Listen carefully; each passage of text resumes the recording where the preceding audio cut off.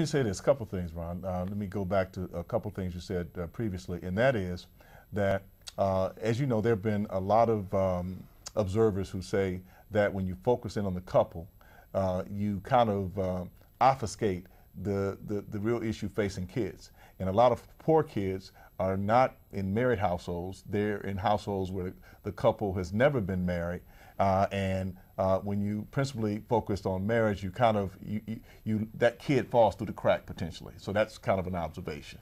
But wait, I sharply disagree with that. Go ahead. I think that the child's best, I mean, we have now study after study after study that shows that the best rearing environment for children is to live with their married parents. Right.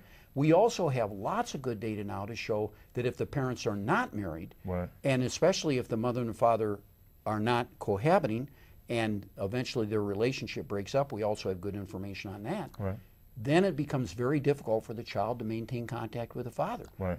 And I know last year when the president gave that wonderful speech on Father's Day about fathers being committed to their kids and so forth, and you know, it was a wonderful, I thought it was the best speech about fatherhood any president's ever given. It was just magnificent. Right. But he left out the most important thing. He should have looked fathers in the eye and said, and if you don't live in the same house with that child, it's going to be very difficult. There are all kinds of barriers in the way of you having a relationship with that child and seeing the child as often as you want to and as often as the child wants to see you. I mean, there are barriers once the couple's not together. That's why when I first brought this up, I mentioned Humpty Dumpty.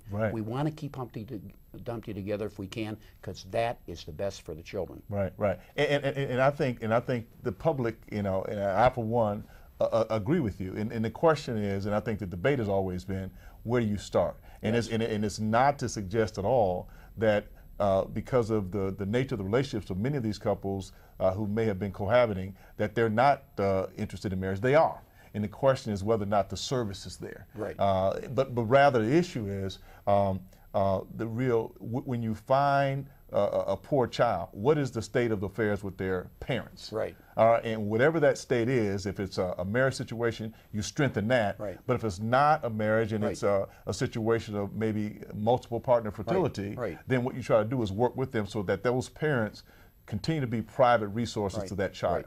I completely agree with that. But if we pass the Obama legislation, no one knows what would happen if it passed. But what could happen is that we would fund programs that are concerned about the needs of fathers who do not live with their children. And fathers who have, you know, strong child support obligations, have employment issues, and have visitation issues. And I like that. I think we should do that. But I want to make sure that we remain focused on the marriage and avoiding the